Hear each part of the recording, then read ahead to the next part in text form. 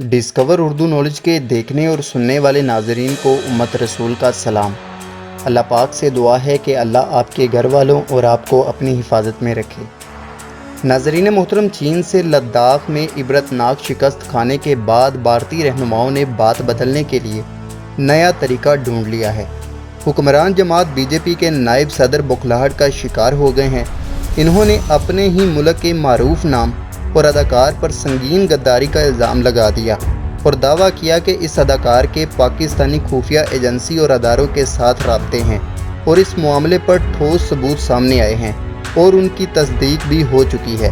بھارتی جنتا پارٹی کے رہنما نے انڈین انڈسٹری کے ستاروں سے کہا ہے کہ وہ پاکستانی دوستوں سے ملنا جلنا چھوڑ دیں اور محب وطن ہونے کا ثبوت دیں اور ان اداکاروں کا بائیکاٹ کریں جو کشمیر کے حق میں بولتے ہیں۔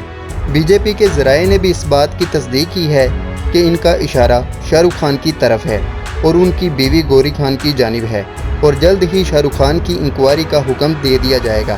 ناظرین محترم، یہ وہی شاہ رخ خان ہے جس نے چند سال پہلے ایک سیریز کا ٹریلر ٹویٹر پر شیئر کیا تھا جو پاکستان کے خلاف بنائی گئی تھی، جس پر سابق D G I S P R major general Asif Ghafoor نے شاہ رخ خان کو کرارا جواب دیا تھا اور کہا تھا کہ تم بالی ووڈ کے ناسور میں ہی رہنا۔ حقیقت میں راگ کے جاسوس کلبھوشن جادو جیسے ہوتے ہیں۔ اپنے ونگ کمانڈر ابھی نندن کو دیکھو اور 27 فروری 2019 کی صورتحال کو دیکھو اور تم بالی ووڈ کے ناسور میں ہی الجھے رہنا۔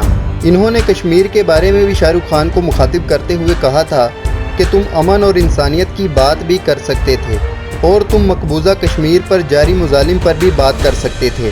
انہوں نے یہ سب اس لیے کہا تھا کیونکہ وہ جانتے تھے کہ ہندو کسی کے سگے نہیں ہیں، یہ ایک نہ ایک دن خلاف ہو جائیں گے اور آج وہ بھی ہو گیا۔